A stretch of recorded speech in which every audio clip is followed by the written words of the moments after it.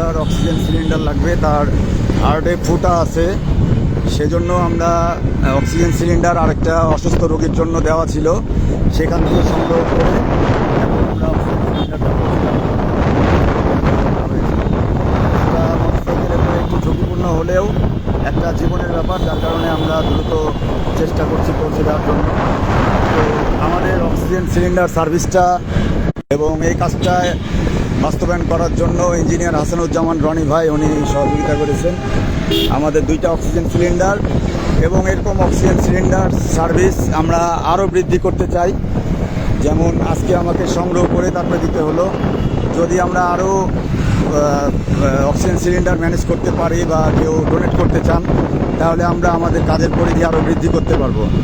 তো আসলে অক্সিজেন সিলিন্ডারটা মানুষের এমন মুহূর্তে প্রয়োজন হয় যে সময় মানুষের মানে মৃত্যুপ্রায় অবস্থা, সেই সময়। তো যার কারণে এই মহৎ কাজে, সাদকায়ে জারিয়া এই কাজে চাইলে আপনারাও অংশগ্রহণ করতে পারেন বা আমাদেরকে সহযোগিতা করতে পারেন, গোপনে করতে পারেন বা প্রকাশ্যে করতে পারেন।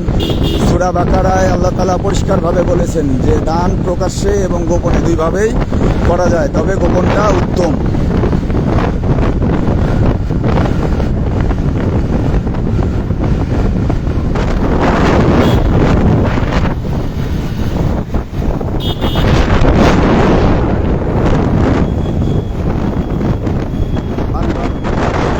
কাছের একটা দোকান আছে, দেখেন স্পেকট্রা লেখা।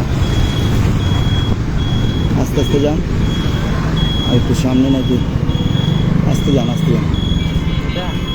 না, একটু সামনে দোকান পিঠে ছাড়া আসলাম, ওই যে সামনে, ওই যে ভালো।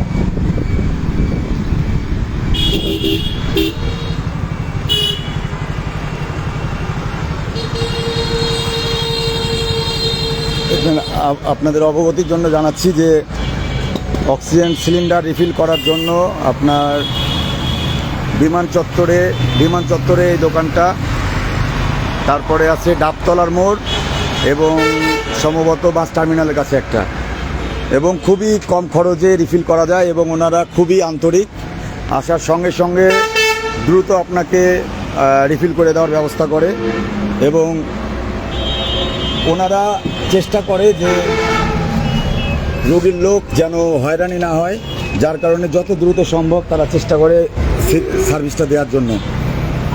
আসসালামু আলাইকুম, বিস্তারিত আমি আবার পরে আপনাদেরকে জানাবো।